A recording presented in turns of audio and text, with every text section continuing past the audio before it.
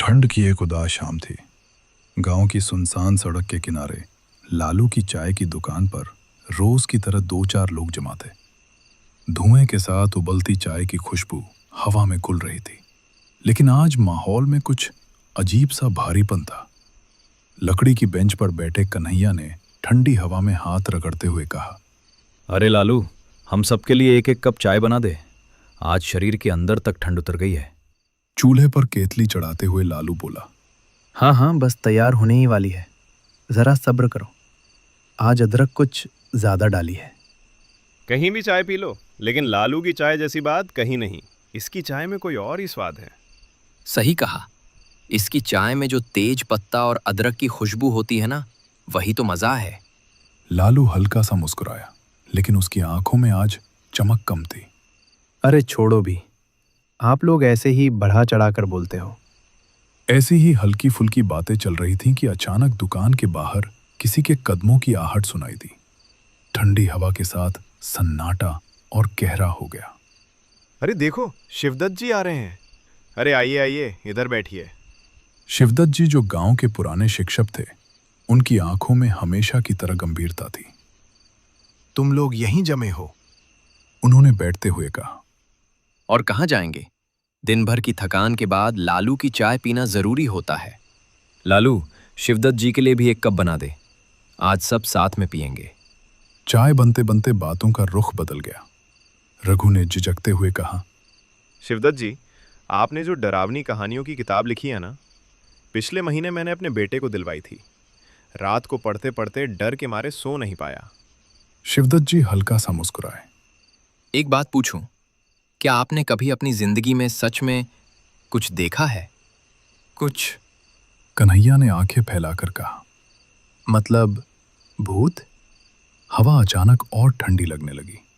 केतली से सीटी की आवाज गूंजी। शिवदत्त जी ने चाय का कप हाथ में लिया, एक घूंट भरा और धीमी आवाज में बोले, हाँ, देखा है। सब लोग एकदम चुप हो गए। सच में? तो बताइए ना, आज तो चाय के साथ कहानी सुनने में मजा आ जाएगा। शिवदत्त जी ने दूर अंधेरे की ओर देखा, जैसे कोई पुरानी याद आंखों के सामने घूम गई हो। बहुत साल पहले। शिवदत्त जी ने धीरे से कहना शुरू किया, तुम लोग मुझे आज एक शिक्षक के रूप में जानते हो, लेकिन सच ये है कि मैं शिक्षक 2-4 साल पहला ही बना हूं। उससे पहले मैं एक डॉक्टर था।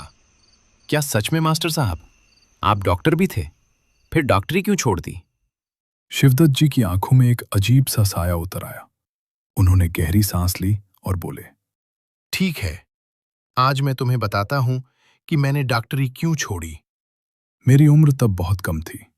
डॉक्टरी की पढ़ाई पूरी करने के बाद उत्साह और घबराहट के बीच मैंने अपनी पहली सरकारी नौकरी शुरू की थी। मेरी पहली पोस्टिंग आनंदपुर नाम के एक सुदूर गांव में हुई।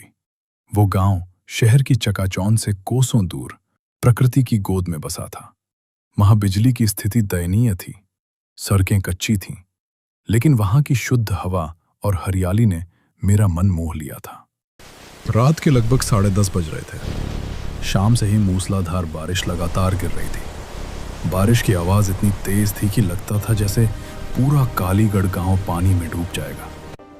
चारों तरफ घना अंधेरा और सन्नाटा फैला हुआ था। कालीगढ़ गांव के इकलौते डॉक्टर रामेश्वर साहब आज देर रात तक मरीजों को देखकर थके हारे थोड़ी देर पहले ही घर लौटे थे। रामेश्वर साहब अकेले ही रहते थे। दिन भर की भागदौड़ और बीमारों की चीख पुकार ने उनका शरीर तोड़ दिया था। थोड़ा बहुत खाना खाकर वे आज के लिए बिस्तर पर लेट गए थे। बारिश की आवाज सुनते सुनते उनकी आंखें कब भारी हो गईं, उन्हें पता ही नहीं चला। तभी अचानक थप थप थप करके दरवाजे पर जोर से दस्तक होने लगी। रामेश्वर साहब की नींद टूट गई। दिल अचानक तेज धड़कने लगा। इतनी रात को कौन आ सकता है? दिन भर मरीज देखने के बाद उनका शरीर जवाब दे चुका था। मन ही मन वे खींच गए। डॉक्टर हो गए हैं तो क्या दिन रात चैन से सोने का भी हक नहीं? सोचते हुए वे बिस्तर से उठ बैठे। उधर दरवाजे पर दस्तक और तेज होती जा रही थी, जैसे बाहर खड़ा इंसान अधीर हो गया हो। बारिश के बीच दस्तक की आवाज और भी डरावनी लग रही थी। कौन है? रामेश्वर साहब ने भारी आवाज में कहा। रुको, आ रहा हूं। नींद में डगमगाते कदमों से वे दरवाजे तक पहुंचे और जैसे ही दरवाजा खोला, ठंडी हवा का एक तेज झोंका अंदर घुस आया। दरवाजे के बाहर गांव का ही एक आदमी खड़ा था। उसका चेहरा बारिश से भीगा हुआ था, कपड़े चिपके हुए और आंखों में एक अजीब सा डर साफ झलक रहा था। बारिश की धार उसके कंधों से नीचे गिर रही थी, लेकिन वो इंसान जैसे ठंड और पानी को महसूस ही नहीं कर रहा था। रामेश्वर साहब उसे देखकर और भी बेचैन हो गए। तुम सुरेश हो ना? इतनी रात को तुम अभी यहाँ क्या कर रहे हो? डॉक्टर साहब ने हैरानी और चिंता से भरी आवाज में पूछा। सुरेश की सांसें तेज चल रही थीं। उसका शरीर कांप रहा था, जैसे ठंड से नहीं बल्कि किसी गहरे डर से। वो लड़खड़ाती आवाज में बोला, डॉक्टर साहब, क्या मैं पागल हो गया हूं? सच में पागल हो गया हूं क्या? दया कीजिए डॉक्टर साहब, मुझे बताइए। जवाब देने से पहले डॉक्टर रामेश्वर ने सुरेश को ध्यान से देखा। भीगा हुआ बदन, बारिश में बिखरे हुए बाल, चेहरा पीला पड़ा हुआ और आंखों में ऐसा डर जैसे उसने कुछ ऐसा देख लिया हो जिसे दिमाग मानने से इनकार कर रहा हो। उसके होंठ कांप रहे थे और हाथ आपस में कस कर जकड़े हुए थे। क्या हुआ? बहुत डरे हुए लग रहे हो। जो भी हो, पहले शांत हो जाओ, अंदर आकर बैठो। सुरेश बिना कुछ बोले कमरे के अंदर आकर बैठ गया। रामेश्वर ने चुपचाप उसे एक गिलास पानी पकड़ाया। नरेश ने कांपते हाथों से पानी लिया, लेकिन पी नहीं पाया। इसके बाद कमरे में कुछ देर तक सिर्फ लगातार होती बारिश की आवाज गूंजती रही। बाहर अंधेरा और भीतर एक अजीब सी भारी खामोशी फैल गई। डॉक्टर साहब नरेश को गौर से देखने लगे। उसके चेहरे के हाव भाव बता रहे थे कि वो बेहद घबराया हुआ है, इतना ज्यादा कि अभी उसके मुंह से कुछ निकलना मुश्किल लग रहा था। डॉक्टर ने मन ही मन सोचा, ये डर झूठा नहीं है, कुछ ना कुछ जरूर हुआ है। थोड़ा संभलते ही ये खुद ही अपनी कहानी बताएगा। कुछ देर बाद नरेश ने गहरी सांस ली और धीमी कांपती आवाज में बोलना शुरू किया। मैं एक मजदूर हूं डॉक्टर साहब। इस गांव से उस गांव खेतों में काम करता रहता हूं। उसकी आवाज के साथ उसकी आंखें भी अतीत में खोने लगी। आज के गांव में मदन सेठ के घर से बुलावा आया था। वहां दिन भर काम चला। काम खत्म करते करते काफी रात हो गई। फिर जब मैं वापस इस गांव की तरफ आया तो जंगल के रास्ते चलते चलते अचानक तेज बारिश शुरू हो गई। उसने कांपते हाथों को देखा, जैसे अभी भी उस बारिश को महसूस कर रहा हो। इतनी जोर से बारिश होने लगी कि पैदल घर पहुंचना मुश्किल हो गया।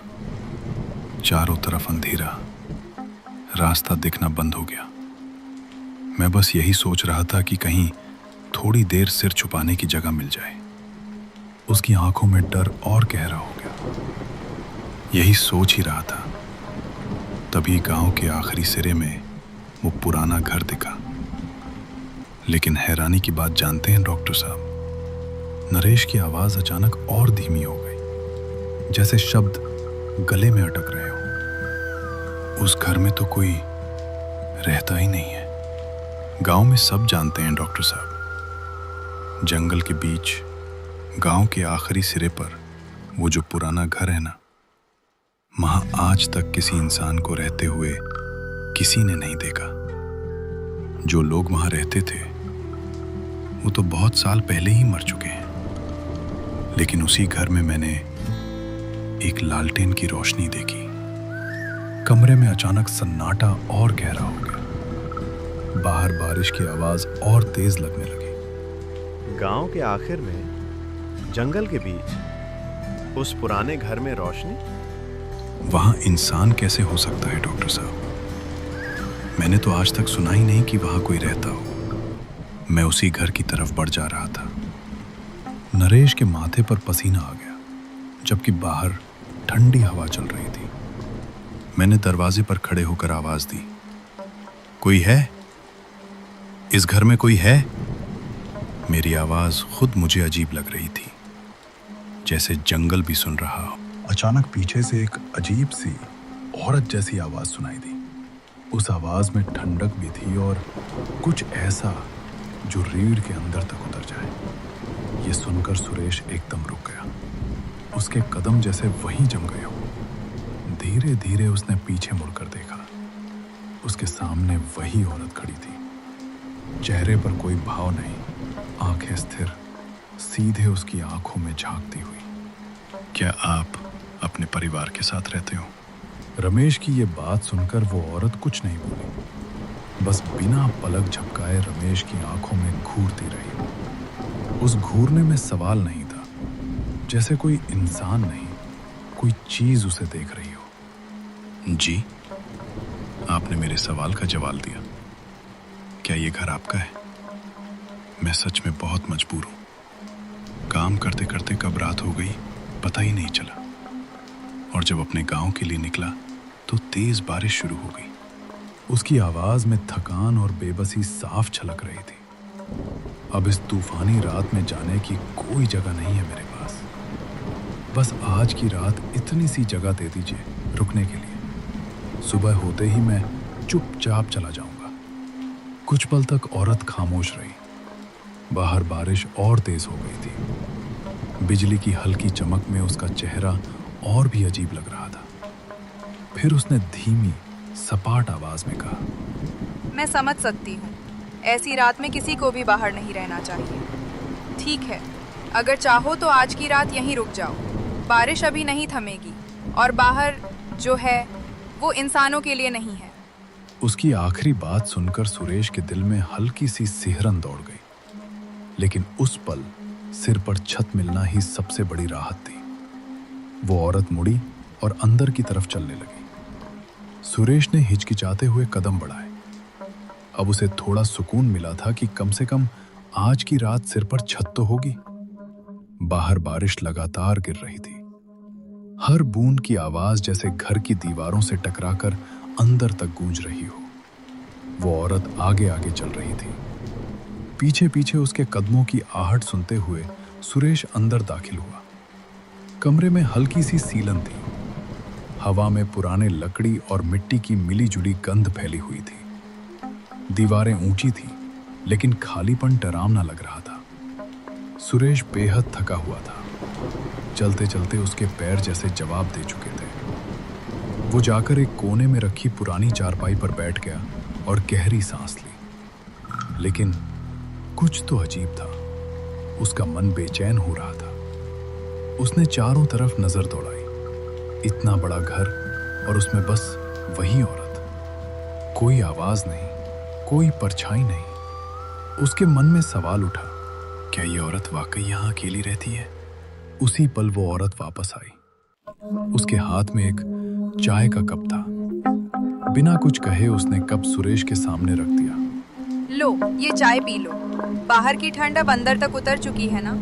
ये बरसात कभी नहीं रुकती। ऐसे मौसम में इंसान के हाथ पांव सुन्न पड़ जाते हैं। बस थोड़ा सा पी लो, गर्माहट मिल जाएगी और थकान भी उतर जाएगी। सुरेश ने कप उठाया। उसने एक घूंट लिया। चाय का स्वाद कुछ अजीब था, जैसे उसमें कोई अनजाना सा कड़वापन घुला हो। लेकिन उसने कुछ नहीं कहा, क्योंकि वो औरत वहीं खड़ी थी, आंखें बिना पलक झपकाए सीधे उसे देखती हुई। माहौल बहुत भारी हो गया था। सुरेश ने उसे हल्का करने की कोशिश की। आपने बाहर कुछ देर अपने बेटे के बारे में पूछा था ना? क्या मैं जान सकता हूँ वो कहाँ गए हैं आप? और इतने बड़े घर में क्या आप अकेली रहती हैं?